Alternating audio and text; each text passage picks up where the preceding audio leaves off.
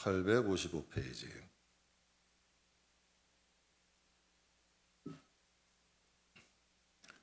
시편 73편 22절에서 24절 다 찾으셨으면 함께 봉독하겠습니다. 내가 이같이 우매무지함으로 주 앞에 짐승이오나 내가 항상 주와 함께하니 주께서 내 오른손을 붙드셨나이다. 주의 교훈으로 나를 인도하시고 후에는 영광으로 나를 영접하시리니. 아멘. 영접받는 신앙인이 됩시다 라는 제목으로 여러분과 함께 은혜를 나누겠습니다. 영접받는 신앙인이 되자. 제가 간혹 초대를 받아서 제가 어느 곳을 다녀올 때가 있습니다. 다녀오게 되면 어떤 곳은 다녀오고 나서 이런 마음이 들어요. 야, 괜히 갔다. 좀 기분이 안 좋은 곳이 있어요. 괜히 괜히 뭐 반기지도 않는데 괜히 다녀온 것 같다. 기분이 별로 안 좋은 곳도 있어요. 근데 어떤 곳은 굉장히 대접을 받은 기분이 드는 거예요. 그러니까 상대방이 나를 존중한다라는 느낌을 받는 곳이 있어요. 여러분 차림거사 대접하는 것이 아니라 야, 저 사람이 그래도 나를 좀 존중하는구나 라는 이런 기분이 들 때가 있죠. 오늘 24절 말씀에 이렇게 말씀하세요. 주의 교훈으로 나를 인도하시고 후에는 영광으로 나를 영접하시리니. 근데 이런 단어를 사용하세요. 성경에. 하나님은 나를 영접하시리니. 영접이라는 단어는 우리가 하나님께 쓰는 단어잖아요. 주님을 영접한다, 하나님을 영접한다, 이런 표현을 쓰는데 하나님께서 이렇게 말씀한, 내가 너희를 영광 가운데로 내가 너희를 영접하시겠다. 하나님이 우리를 영접하신다는 거예요. 천국은 이런 곳이에요. 하나님이 영광 가운데 우리를 영접하시는 곳이야. 그러니까 성경이 이렇게 말씀하시는 거죠. 세상 속담에 이런 말이 있죠. 콩 심은 데 콩 나고 팥 심은 데 팥 난대요. 갈라디아서에도 분명히 하나님은 만노력임을 받지 아니하시니 너희가 무엇으로 심든지 그대로 거두게 될 것이다. 성경의 맥락은 구약이나 신약이나 같이 가요. 하나님이 사울왕에게 이런 말씀을 하셨어요. 사무엘상 2장 30절 같이 한번 읽겠습니다. 나를 존중히 여기는 자를 멸시하는 자를 내가 경멸하리라. 즉 너희가 나를 정말 영접하는 사람은 하나님의 나라에서 영광 가운데 너희를 영접하신다는 거야. 그러나 너희가 나를 멸시하면 나도 너희를 경멸하겠다라고 말씀을 하세요. 여기서 멸시와 경멸이라는 뜻은 하찮게 여긴다, 시시하게 생각한다, 보잘것없이 생각한다라는 뜻이에요. 너희가 나를 존중하면 나도 너희를 존중하지만 너희가 나를 하찮고 시시하고 보잘것없게 여긴다면 나도 너희를 그렇게 대우하겠다라고 성경은 말씀하시는 거예요. 간혹 성물이나 성경, 예배, 교회를 좀 시시하게, 좀 하찮게, 여러분 보잘것없는 것 같이 생각하는 교인들이 있어요. 저는 세상 사람은 그럴 수 있다고 생각을 해요. 그러나 교인들은 아닌 것 같아요. 그런데 교인들조차도, 교인인데도 성물이나 성경이나 예배나 교회를 좀 시시하게 하찮게 생각하는 분이 있어요. 여러분, 우리가 하나님과 연관된 것을 시시하게 생각하고 하찮게 생각하고 또 여러분 우리가 하나님 앞에 보잘것없게 여기신다면 하나님도 여러분과 연관된 것들을 시시하고 하찮고 보잘게 여길 수 있다는 거죠. 또 하나님이 이런 말씀을 하셨어요. 사울왕에게 너가 내 말을 버렸으니, 내가 하나님의 말씀을 버렸으니 나도 너를 버려서 왕이 되지 못하게 하겠다. 하나님이 이렇게 말씀하신 거예요. 제가 딸이 유학 갈 때 하나님이 저에게 주신 말씀이 있거든요. 딸이 이제 독일에 갔을 때 제가 해줄 수 있는 게 없으니까 하나님이 그런 말씀하셨어요. 성도들의 자녀를 귀히 여기면 나도 내 딸을 귀히 여기겠다. 근데 정말 하나님이 그 약속을 지켜주셨어요. 넘치도록 지켜주셨어요. 우리가 하나님과 또 하나님과 관계되어 있는 것들을 존중히 여길 때 하나님도 우리를 존중히 여기고 우리와 관계되어 있는 사람도 존중히 여기는 거예요. 여러분, 정승이 귀하면 정승집 개도 귀해요. 그런데 여러분, 정승이 죽이면 정승집 개도 귀하지 않는 거야. 마찬가지예요. 하나님이 아브라함을 생각하사 롯을 귀히 여기셨어요. 하나님을 우리가 하나님과 연관되어 있는 것들을 귀히 여길 때 하나님도 우리와 연결되어 있는 것들을 귀히 여기시는 거죠. 저는 저와 여러분이 하나님을 존중하기를 축복합니다. 그리고 하나님과 연관되어 있는 것들을 존중하세요. 여러분, 부모가 귀하면 부모의 것도 귀해지는 거예요. 하나님이 귀하면 당연히 성물은 귀하죠. 하나님이 귀하면 교회는 당연히 귀하죠. 이게 여러분 당연한 거죠. 마귀가 무서운 이유는 마귀는 우리가 죽는 날까지 포기를 안 해요. 이게 무서운 거예요. 우리 마귀 싸워 이길 수 있어요. 그런데 마귀는 우리가 죽는 그날까지 우리 영혼을 포기하지 않는다는 거죠. 근데 신앙인들 가운데 보면 신앙이 과거형인 분들이 많아요. 나도 옛날엔 나 해봤지. 예전엔 나도 그랬어. 이건 뭐예요? 그러나 예전엔 그랬으나 지금은 아니라는 거죠. 그럼 여러분, 우리 객관적으로 볼 때 마귀의 전략이 어느 정도 성공했다는 거 아니에요? 신앙을 과거형으로 만들었잖아요. 신앙이 활활 타오르는 불을 꺼버렸잖아. 그러면 마귀의 전략은 성공한 거 아니에요? 여러분, 마귀는 절대 조급하지 않아요. 여러분, 마귀는 서두르지 않아. 조금씩 위해서, 목적을 위해서 마지막까지 포기하지 않는 거예요. 서서히 무너뜨리는 거예요. 제가 며칠 전에 한 집사님께 이런 얘기를 들었어요. 좀 서울 외곽에 있는 교회를 좀 외곽에 있는 교회를 섬기셨는데, 섬기는 목사님과 함께 전도를 갔대요. 그래서 전원주택이 참 살기 좋게 꾸며져 있는 전원주택의 전도를 갔는데, 한 나이 많은 심사분, 점잖게 생긴 심사분이 이제 그를 전도했대요. 근데 그분이 집까지 초청을 해서 차도 대접을 하셨는데, 그분이 이런 말씀을 하더래요. 나도 장로였습니다. 서울의 암흑의 장로였는데 이제 은퇴해서 여기서 평화롭게 여생을 좀 보내고 있습니다. 그럼 교회는 어떻게 하세요? 근데 교회는 안 다니고 있다는 거예요. 장로 은퇴했으니까 교회도 은퇴한 거야. 여러분, 이게 신앙이 이럴 수 있나요? 그분에게는 장로가 일이었던 거지. 그냥 직업이야. 요즘 교회도 주식회사 교회가 있어요. 그냥 장로들이 돈 투자해서 세운 교회. 그냥 주식회사야, 그거는. 하나님이 없는. 그러니까 거기 은퇴했으니까 내가 할 일 없으니까 교회도 그냥 은퇴해버리는 거예요. 여러분, 제가 한번 생각해봐요. 이게 하나님 뜻일까요? 이런 분들이 과연 구원을 받을 수 있겠느냐는 얘기죠. 전도에 대한 제가 은혜를 받는 것이 한 사람이 교회에 오기까지 20번을 전도받는데, 저는 그게 큰 은혜가 되더라고요. 여러분, 하나님이 목숨을 걸고 살려주는 거 아니에요? 여러분, 가끔 여러분 누군가를 도와줬을 때 어때요? 야, 내가 이 사람에게 어떻게 했는데, 이런 마음 들죠. 내가 이렇게 어떻게 도와줬는데. 근데 하나님은 목숨을 살려준 거야. 하나님은 우리를 구원하신 거 아니에요. 그런데 우리를 구원하시기 위해서 우리를 영접하시려고 최선을 다하시는 거지. 여러분, 그 외에 20번의 전도는 누구 때문에 하는 거야? 하나님이 사람을 쓰시는 거야.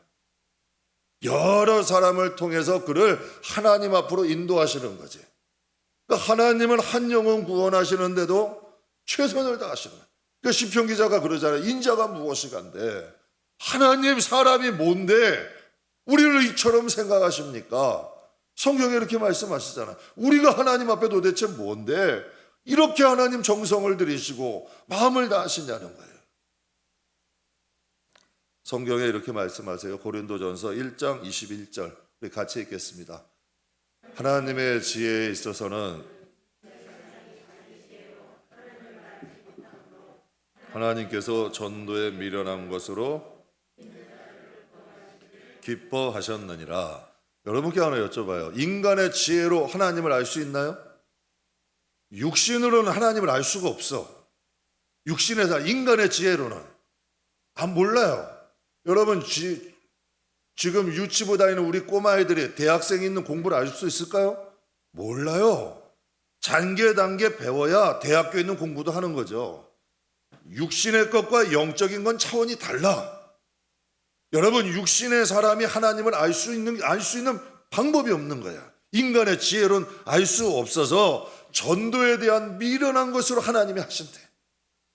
좋은 것을 주고 구원도 하려고 그러는데도 핍박과 여러분 여러 가지 멸시를 당하면서도 그것을 전하게 하신다는 얘기예요. 여러분 우리 인간이 하나님의 우리라 이제 우리는 믿음을 갖고 신앙생활을 했으니까 그런데 여러분 전혀 교회 한번 안 온 사람, 예수의 예자도 모르는 사람이 구원을 알겠어요? 십자가를 알겠어? 부활을 알겠어요? 천국이 알겠어요? 다 미련해 보이는 거지. 어리석어 보이는 거 아니에요? 추상적이고 이상적이고 현실과 조금 더 멀고 하찮고 시시하게 보이는 건 그들에게 당연한 거야. 그러니까 하나님이 끊임없이 사람을 써서 전도하시는 거예요. 이게 하나님이 영적으로 볼 때는 미련한 거죠. 세상 사람이 볼 때도 미련한 거야. 그러나 하나님은 이 방법을 써서 하시는 것을 기뻐하신다는 거지. 하나님은 우리를 구원하시면서도 우리를 소중히 여기는 거예요. 여러분 사람은 그렇더라고요. 내가 뭘 좀 도와주면 깔보더라고. 예전에 보면 좀 많이 해서 그 사람의 무엇을 아주 크게 도와주면 그 사람을 무슨 종처럼 부리려 하더라고. 근데 하나님은 아니야. 우리를 원수에게서 끄집어내셨어요. 그리고 우리를 양자 삼으셨어요. 그리고 하나님 예수님과 같은 영광을 주신대. 그런데도 우리를 소중히 여기시잖아요. 그런데도 우리를 존중하시잖아요. 이분이 하나님이에요. 우리를 하찮게 여기지 않으시는 거죠. 사랑하는 성도 여러분, 우리도 하나님 존중해야 됩니다. 하나님 경외하셔야 돼요. 우리는 구원을 소중히 여길 줄 아는 성숙한 성도들이 되길 주의 이름으로 축복합니다. 우리는 초신자가 아니잖아요. 그럼 하나님을 좀 영화롭게 해야죠. 하나님이 이 백성은 내가 선택했는데 우리를 선택하신 이유가 하나님을 찬송하려 함이래. 우리가 하나님 찬송하려면 누가 해요? 우리가 하나님을 존경하지 않으면 누가 하냐는 얘기야. 우리가 하나님을 찬송하고 우리가 하나님을 존중하고 우리가 하나님께 진실할 때 그 모습이 전도가 되는 거예요. 그 모습이 영광이 되는 거죠. 오늘 본문 말씀에 시편 기자도 똑같은 마음이었던 것 같아요. 이렇게 고백을 해요. 내가 이같이 우매무지함으로 주 앞에 짐승이오나. 당신이 이제 자기 자신을 생각할 때 시편 기자가 하나님 앞에 고백하는 거예요. 나는 하나님 앞에 우매무지한 자였습니다. 이 우매무지하다는 이 영적인 이제 그 원어의 뜻을 보면 우매라는 뜻은 난 짐승 같은 사람이에요.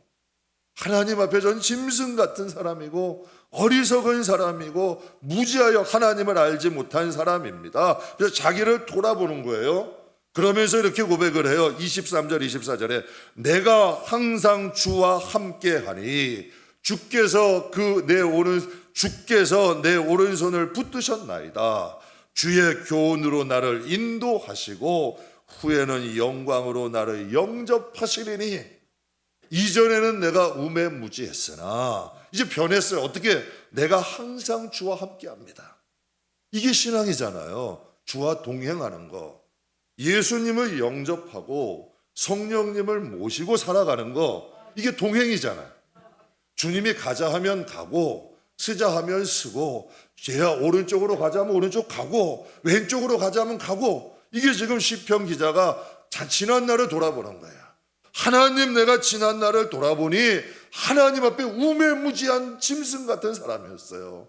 그러나 이제 주님과 함께 내가 동행을 하고 주의 교훈, 하나님의 율법, 하나님의 말씀으로 내가 인도함을 받으니. 그러니까 항상 구약 신약은 맥락을 같이 해. 예수님 뭐라 하셨어요? 내 양은 내 음성을 듣고 거기서 끝이 아니죠. 나를 따른 데서. 이게 하나님의 예수님의 양이야. 그러니까 시편 기자도 똑같이 고백하는 거죠.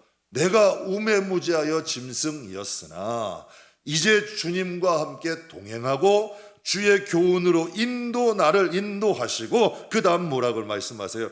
후에 영광으로 나를 영접하시리라고 말씀. 이게 진짜 성도의 길이죠.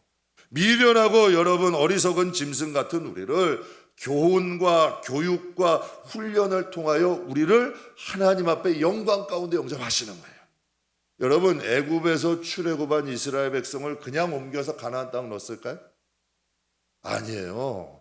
광야의 길을 지나게 하시고 또 말씀을 주시고 하나님이 그들을 훈련과 교육을 통하여 하나님의 선민 삼으셔서 가나안 땅으로 인도하셨잖아요. 하나님의 백성을 구원받은 우리들을 이제 하나님과 동행하는 거예요.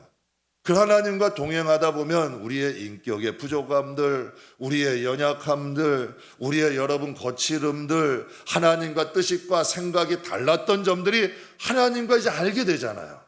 제가 예전에 한 목사님들 섬기다 보면요, 그가 목사님들을 섬기다 보면 그분들의 식성도 담게 되더라고. 그리고 그분들의 말 언어도 담게 되고 그분들의 성품도 담게 되더라고요. 참 이상하게. 왜? 어른들이니까. 저보다 뭐 연세 많은 이제 어른들이시니까 저는 이제 잘 젊잖아요. 그분들 모시고 이제 수종 들고 다니다 보면 이상하게 배우게 되더라고. 이상하게 물들어가는 거야. 함께 있으면 닮아가게 돼. 그러니까 함께 있지 못하고 뛰쳐나가는 거예요, 자꾸 쟤는. 어떻게 하든지 하나님 곁에서 멀어지게 만들고, 이 죄들은 어떻게 하든지 하나님과 좀 떨어지게 만들고, 예배에서도 멀어지고, 기도도 멀어지고, 말씀도 멀어지고, 그렇다면 하나님을 닮아갈 방법이 없죠. 성경에 분명히 말씀과 기도 외에는 거룩해지는 방법이 없대. 그러니까 여러분 성경에 이 말씀이 진리인 거야. 그러니까 하나님과 동행하고 주의 교훈에 따라서 말씀 따라서 인도함을 받다 보니 후에는 우리를 영광 가운데 인도하시겠다. 전도는 세상에서 보기엔 어리석어요. 참 얼마나 여러분 핍박도 많이 받고 정말 여러분 여러 가지 박해도 많이 받아요. 전도지 주면 여러분 눈앞에서 발이 땅에다 던지고 밟는 사람이 있고, 또 여러분 전도지 주면 여기서 왜 나한테 이런 걸 주냐고 삿대질 하는. 근데 또 어떤 분들은 던진다고 같이 싸우는, 싸우진 말죠. 예수님이 같이 싸우진 않으셨으니까 왜 던지냐고 싸우지 마시고 그런 분들도 있더라고. 그러나 하나님이 전도의 미련한 방법 같지만 하나님은 이렇게 그들에게 하나님 나라와 하나님을 가르쳐주는 게 기뻐하신대. 이게 진짜 하나님의 사랑 아니에요? 저 장경동 목사님 오셨을 때도 한번 말씀하셨지만 2번 전도를 받는데 이리가 양이 되고, 이리가 염소가 되고 염소가 양이 되는 거 아니에요? 근데 이것도 참 맞는 말이야. 우리 성도는 2번 전도 받아야 돼요. 교회 오는 게 첫 번째고, 이제 왔으면 양이 돼야지. 왔으면 양이 돼야죠. 처음에 여러분 우리가 교회 오면 구원은 받았지만 여전히 옛 성품이 가득해. 그러나 이제 하나님의 말씀, 하나님과 동행하고 교훈으로 인도함을 받다 보면 나도 모르게 예수로 물들어가는 거죠. 우리 부모님들 신앙은 경건했어요. 부모님 세대의 신앙만 해도 마룻바닥에서 무릎 꿇고 예배드렸어요. 그랬어요. 한 70년대, 80년대까지만 해도, 70년대까지만 해도 마룻바닥에서 또 방석 깔고, 그 다음엔 방석 깔고 드리다가 이제 의자 가지고 예배드렸어요. 근데 요즘 어떤 교회는 극장식 의자를 놓더라고요. 다 기대가지고 푹신푹신한 데다. 여러분 예배는 드리는 거잖아요. 공연은 보는 거고 세미나는 듣는 거고, 그럼 예배는 뭐예요? 하나님이 너희 자신을 산제물로 드리라고 하셨어요. 예배는 공연 보는 게 아니에요. 세미나 듣는 게 아니야. 예배는 나의 몸과 마음과 정성을 하나님께 드리는 것이지. 신앙도 교육이 필요해요. 훈련이 필요해요. 학생은 공부해야 돼요. 그래 학생이잖아요. 직장인은 인턴 기간, 수습 기간 지나야 돼요. 맡겨진 일을 할 수 있는 능력이 있어야 돼. 그게 직장인 아니에요. 자기에게 맡겨진 일을 할 수 있는 능력 길러야죠. 군인도 마찬가지죠. 군복 입었다고 다 군인이에요? 아니에요. 싸울 수 있는 훈련 받아야 돼요. 그래야 여러분 군인이죠. 성도는 예수가 풍겨 나와야 돼. 그래서 성경에 말씀하시잖아요. 믿지 않는 자나 믿는 자에게나 너희는 예수의 향기래잖아요.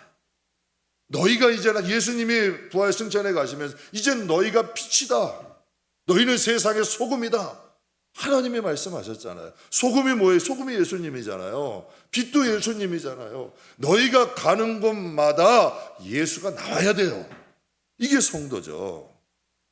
놀라운 축복의 말씀이에요. 주의 교훈으로 우매무지하여 짐승 같은 우리를 말씀과 성령으로 교훈 훈련하시더니 하나님의 자녀로 영광 가운데 내가 너희를 영접하겠다. 오늘 본문에 이렇게 축복의 말씀하시는 거죠. 베드로후서의 3장에 베드로가 이런 고백을 합니다. 우리 주의 오래 참으심이 구원이 된 줄로 여겨라.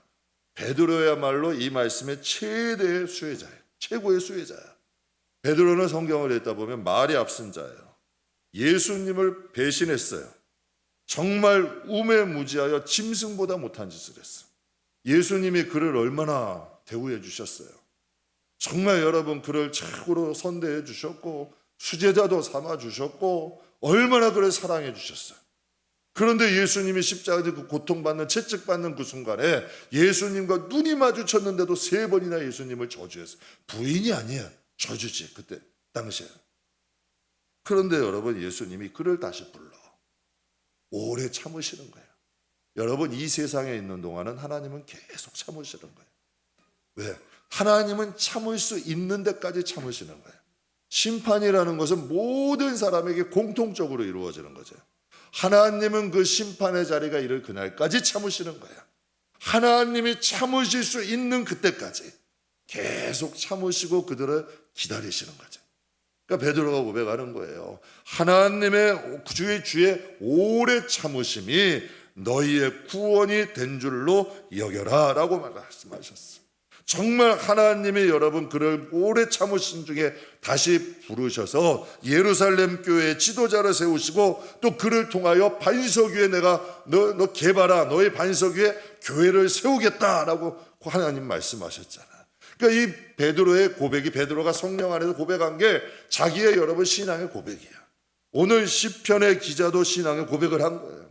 내가 지난 날을 보니 하나님을 몰랐던 우매무지 짐승 같았으나 이제는 내가 주님의 말씀과 주님과 동행함으로 인하여 이제는 나를 영접하시겠구나.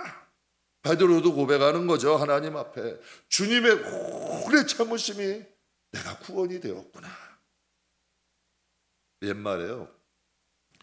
병아리 틈에서 자란 독수리는 하늘을 날지 못한대요. 아무리 독수리라도 병아리 틈에 있으면 그 독수리는 하늘을 날지 못한대. 여러분 토끼랑 자란 강아지는요. 토끼처럼 깡총깡총 뛰어다녀. 여러분 토끼랑 같이 자라는 강아지는 강아지가 토끼 흉내를 내고 다니는 거예요. 예전에 정글에 버려진 늑대에서 키워진 인도의 디나라는 소년이 있었어요. 그가 7살 때 구조를 받았는데 그 여러분 소년이 평생 생고기를 먹고 사회와 동화되지 못하고 여러분 늑대처럼 살다 죽었대. 늑대에 물에 있으니까 그게 물들어 버리는 거죠. 하나님 자녀도 마찬가지예요.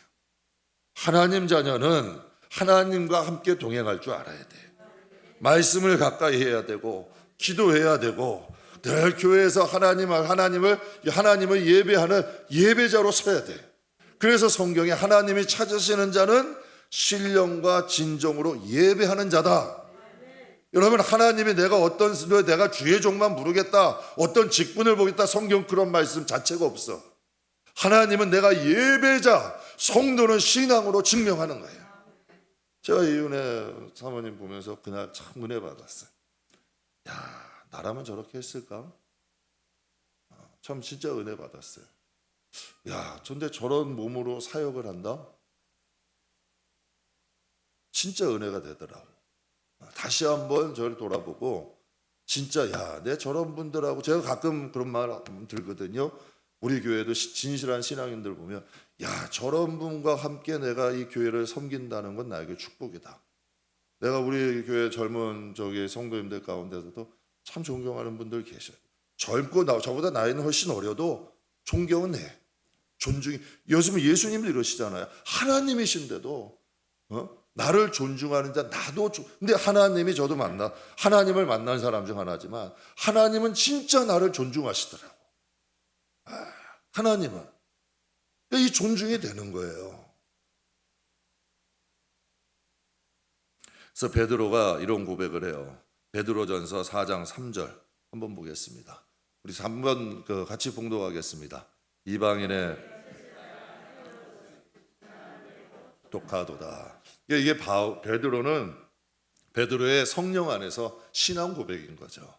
이방인의 뜻을 따라 행한 것은 지나간 때로 족하다. 이제는 나는 하나님의 자녀로 살겠다라는 고백이에요. 성도는 그리스도다움이 있어야 돼요. 성도는 그리스도인답게 살아야 돼요. 여러분 왜 그럴까요? 우리가 죄의 유혹 가운데 있으면 안 되는 이유를 창세기 4장에 이렇게 말씀하셔요.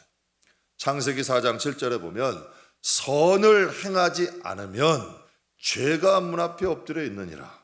너희가 선으로 악을 이기라고 하시잖아요. 우리가 그리스도와 동행하고 하나님의 말씀에 인도함을 받아 살지 않으면 죄가 문 앞에서 우리를 기다리고 있다는 거야. 그래, 말씀과 좀 멀어져라. 하나님과 좀 멀어져라. 죄는 기다리고, 성경에 그랬어요. 우는 사자와 같이 삼킬 자를 찾고 있다 그랬어요.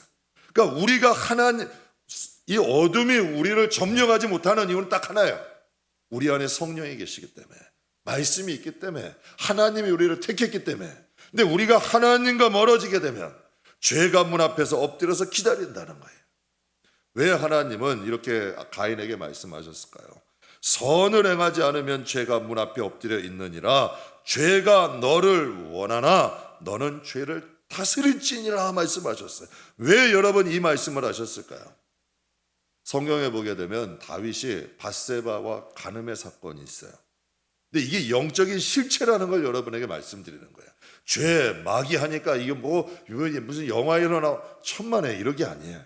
하나님이 사무엘하 12장 14절에 다윗이 밧세바 간음 사건을 했을 때 이런 말씀을 하세요. 이 일로 말미암아 여호와의 원수가 크게 비방거리를 얻게 하였으니 너의 이 잘못으로 인하여 원수에게 기회를 주었다는 거예요. 원수에게 틈을 주었다는 거죠. 비방거리를 주었다는 거예요. 여러분 인간에게는 다 본성이 있어요. 본능이 있어. 가만 놔두면 신앙은 과거형으로 가. 우리가 하나님을 이 세상에 있을 때는 죄와 선이 공존하고 있어요. 이걸 영적 싸움이라 그래요. 그래서 사도 바울이 마지막 유언에 이러면 나는 선한 싸움을 싸우고 우리가 하나님 앞에 가는 그날까지 신앙의 싸움은 해야 돼. 왜 여러분 신앙이 과거형인 분들이 많을까? 기도하지 않는다는 거예요. 하나님 말씀을 가까이 안 한다는 거예요. 그만큼 교회의 발걸음이 무뎌졌다는 거예요. 그러면 자연히 신앙은 과거형으로 갈 수밖에 없어요. 그러니까 하나님 앞에 이르는 그날까지 그 장로님이 전원주택에서 편히 살 게 아니라 장로님이시면 끝까지 교회에 앉아서 기도의 사역으로 마무리를 해야지. 그래야 자신의 영혼도 지키고 자신의 가정도 지키고 하나님 앞에도 떳떳하게 갈 수 있죠. 제가 기관사역할 때 보면요, 정말 예수님이 보이는 존경스러운 목사님들이 계세요. 참 봐도 존경스럽고 머리가 절로 숙여져. 그런데 정말 깡패 같은 목사님들이 있어요. 정말 깡패 나는 말을 해요.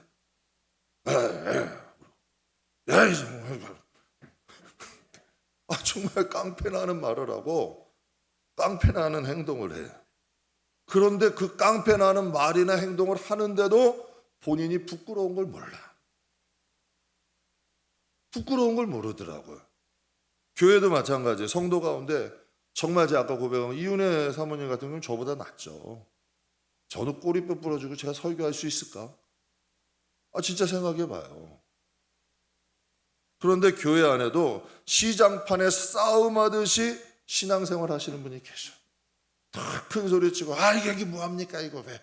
교인들 앞에서 큰 소리 뻥뻥 치면서도 예배 가운데도 풍성히 치고 어떤 분은 예배 가운데 있으면서도 전화를 큰 소리로 받고 그런데 그걸 부끄러운 걸 몰라. 이게 우매무지한 거지. 하나님 앞에. 하나님 앞에 우매무지한 거죠. 다 같이 하나님 앞에 예배하고 교회는 하나님이 계신 곳인데 감정이 좀 격해져도 나중에 다스려서 얼마든지 할 수 있는데 이게 조절이 안 되는 거잖아요. 그래서 오늘 본문 말씀에 시편 기자가 고백을 합니다. 22절, 23절 우리 같이 한번 읽어보죠. 내가 이같이 우매무지함으로 주께서 내 오른손을 붙드셨나이다. 내가 항상 주와 함께 할 때 주님의 손이 우리를 붙잡는, 우리가 주님 붙잡는 것 같으세요? 천만에요. 우리가 주님을 붙잡는 게 아니라 주님이 우리를 붙잡고 계시는 거예요. 내가 기도했는데 하나님이 응답하지 않으세요. 하나님의 때가 있어요. 기도는 계속 하는 거예요. 기도는 평생 하는 거예요. 하나님 앞에. 그러면 하나님이 때가 맞게 적절하게 반드시 응답하셔. 왜? 하나님의 오른손이 붙잡고 계시거든. 성도는 세상 방식대로 물들면 안 돼요. 성도는 세상과 적당한 거리를 두고 살아야 돼. 성도는 하나님 바라보고 하나님 나라를 바라봐야 돼. 그게 자녀다움과 자녀답게 살아갈 수 있는 힘이야. 그래서 바울은 이런 고백, 그 좋은 로마의 시민권을 가지고 있음에도 나의 시민권은 천국에 있다 그러잖아. 내가 나를 위해서는 내가 빨리 천국 가는 게 나아. 내가 너희들을 위해서는 내가 이 땅에 머무는 것이 좋다. 멋있는 말 아니에요?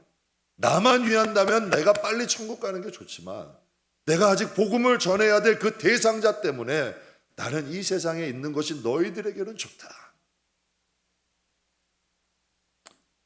24절 말씀하십니다. 주의 교훈으로 나를 인도하시고 후에는 영광으로 나를 영접하시리니. 주의 교훈으로 나를 인도하신대.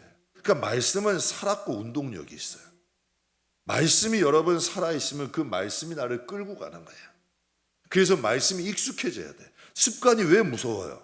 내가 자주 하니까 몸에 배어서 무서운 거야. 습관이 인생을 망쳐요.